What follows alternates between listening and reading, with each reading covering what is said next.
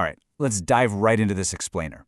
Today, we're exploring a pretty fascinating extreme, the screaming, sensory overload of a modern city. And we're comparing it against the profound, almost forgotten stillness of a hidden house. It kind of acts as a mirror for our own chaotic lives, you know?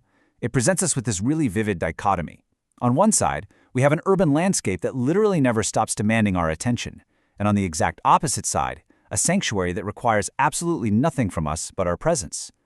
So be honest with yourself for a second. When was the last time you truly unplugged from the noise? If you're like most people navigating today's world, well, it's probably been a while. We live in this era that's just characterized by a relentless pace, constant notifications, and this underlying anxiety that we always need to be moving, doing, or achieving something.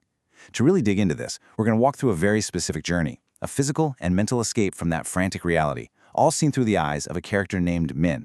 Section 1. The Screaming Modern City.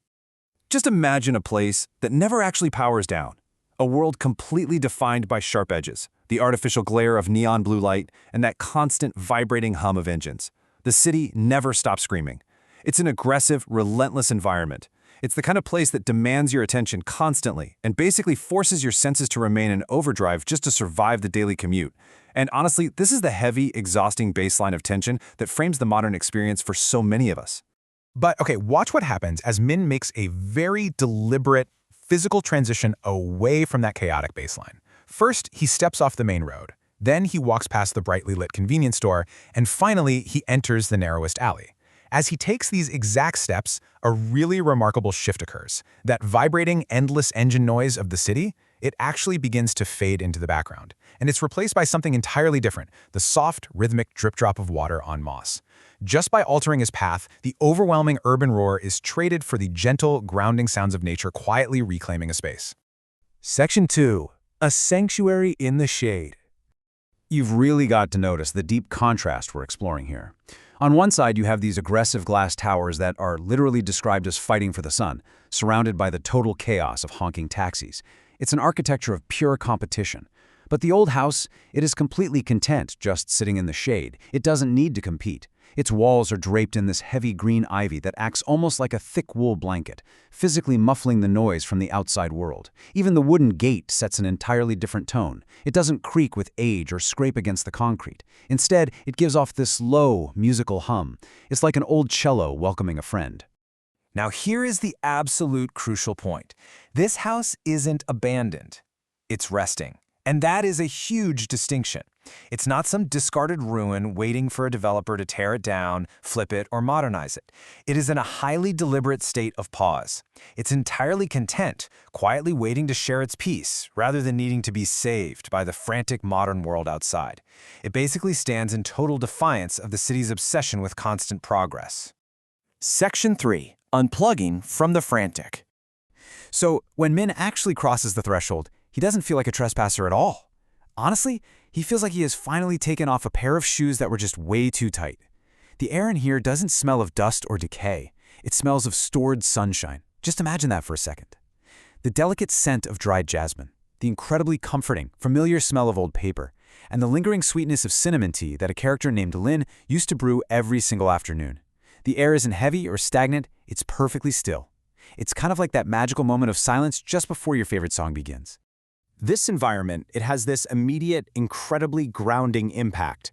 Min actually instinctively puts his camera away. Why? Well, in this quiet sanctuary, the digital screen of his camera just feels way too bright and honestly way too frantic. It absolutely belongs to the screaming city outside, not here.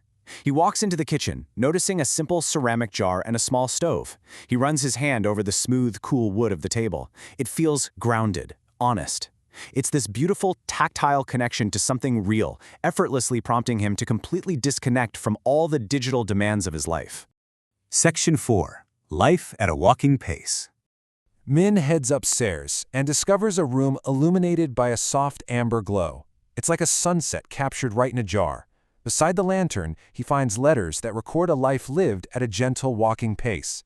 One of them reads, "Today, the first bud of the hibiscus opened. The rain sounds like music on the tin roof. I think I will stay a while longer in the garden." Just let that sink in for a moment.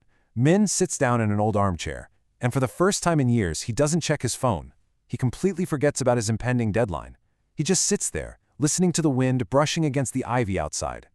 And this right here is the ultimate philosophical divide. Outside, the rushing city is entirely focused on tomorrow, right? Constantly pushing forward, constantly screaming for attention. But inside, time just functions differently. The flickering lantern in the corner acts as a steady heartbeat for anyone who simply remembers how to sit and exist. Here, it is entirely present. It is always a golden Saturday afternoon. The story of Min and this resting house is a direct, brilliant challenge to how we construct our own lives, caught somewhere between the modern frantic and the quiet sanctuaries we so rarely visit. So, I'm going to leave you with this final thought to reflect on today.